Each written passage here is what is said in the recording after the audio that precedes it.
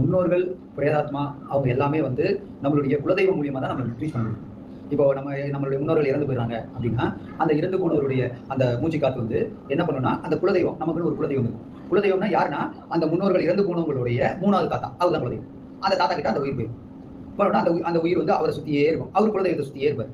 அந்த குலதெய்வம் அப்படின்றது வந்து பெருதெய்வத்துக்கு சின்ன தெய்வம். இப்போ வந்து எப்படின்னா, ஒரு இடத்துல வந்து ஒரு பெரிய சிவன் கோயில் இருக்கும். அதை சுத்தி சின்ன சின்னதா முனீஸ்வரர் கோயில், அதுக்கப்புறம் வந்து அந்த இடத்துல சுடலமலை கோயில், அது மாதிரி நிறைய கோவில்கள் சின்ன சின்ன கோவில்களா இருக்கும். ஒரு விக்கிரகம் வச்சு கருப்பனார் கோயில் அப்படிலாம் இருக்கும். அதெல்லாம் தான் குலதெய்வம். இந்த குலதெய்வம் எல்லாமே வந்து இந்த குலதெய்வத்துக்கு அருள் புரியறதுக்காக தான் அந்த பெருதெய்வமான சிவபெருமானுக்கு தேர் திருவிழா எடுப்பாங்க.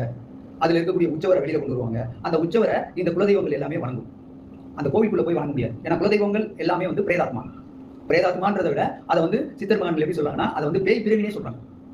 மனிதனாய் பிறந்து பேயாய் பிறந்துன்னு வருவாங்க பாடல்கள். அது மாதிரி பேய் பிறவி தான் அந்த குலதெய்வம். அப்ப அந்த பேய் பிறவி இந்த பெரிய பெரிய இருக்கக்கூடிய இந்த பெரிய பெரிய கோவில்களுக்கு உள்ள போக முடியாது.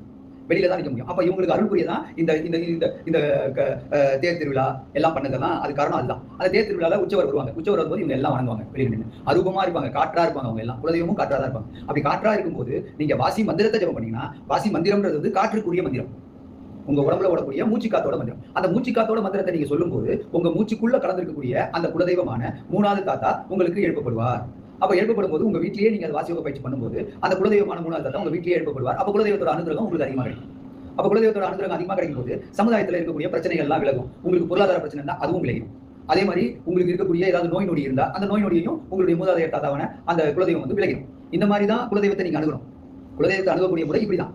வாசியோக பயிற்சி பண்ணி வாசி மந்திரத்தை ஜெபம் பண்ணாலும் குலதெய்வத்தோட அனுகிரகம் உங்களுக்கு கிடைக்கும். வீட்லயே கிடைக்கும். நீங்க குலதெய்வம் இருக்கும் இடத்து கூட போத்தவில்லை. அதனாலதான் சித்தர் மகான்கள் மூலியமா குலதெய்வ கட்டுன்னு ஒன்று இருக்கு. அந்த கட்டை நீங்க கட்டிக்கிட்டீங்கன்னா எந்த இடத்துல அந்த கட்டு கட்டி வச்சிருக்கீங்களோ அந்த இடத்துக்கு குலதெய்வம் வந்துடும். இது வந்து விதி. ஏன்னா சித்தர் மகான்கள் நிறைய இடத்துக்கு போயிட்டே இருப்பாங்க.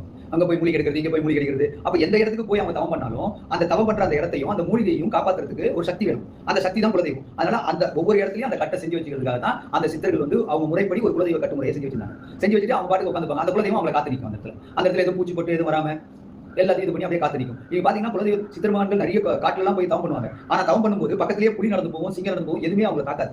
அப்படி தாக்காம இருக்கிறதுக்காக 6 அறிவு படைத்த தன்னுடைய 6 அறிவு படைத்து இறந்து போன தன்னுடைய தாத்தாவை அங்க குலதெய்வமா கட்டி வச்சுட்டு அவங்க சித்தர்கள் தவத்துல வருவாங்க. அவங்க இந்த குலத்தை சார்ந்த இவர் வந்து தவம் பண்றாரு அப்படின்னால இவரை காப்பாற்றணுன்றதுக்காக அந்த சிங்கம் புலி எது வந்தாலும் அதை காப்பாத்திட்டே இருப்பாங்க. அதை டைவர்ஷன் பண்ணி கொடுத்துட்டே இருப்பாங்க. அவங்க இங்க ஒரு ஆள் இருக்கிறதே தெரியாது. அவங்க பாட்டுக்கு போயிட்டே இருப்பாங்க. அந்த சிங்கம் புலி யானை எல்லாம் போயிட்டே இருப்பாங்க. இவங்க பாட்டுக்கு தவத்துல உட்காந்துருப்பாங்க. அதுக்காகத்தான் இந்த சித்தர்களின் குலதெய்வ கட்டுன்னு ஒரு முறை கொண்டு வந்தாங்க. அந்த கட்டுமுறையெல்லாம் நீங்க செஞ்சீங்கன்னா அந்த இடத்துலயே உங்களுக்கு குலதெய்வம் வந்துடும். உங்க வீட்டுக்கு இப்படிதான் ஐயா குலதெய்வத்தை வர வச்சுக்கணும். குலதெய்வத்தை நம்ம அனுகிரகம் அடையணும்னா இந்த முறையில தான் அடையணும். இதுதான் வாசியோக முறைப்படி வரக்கூடிய முறை.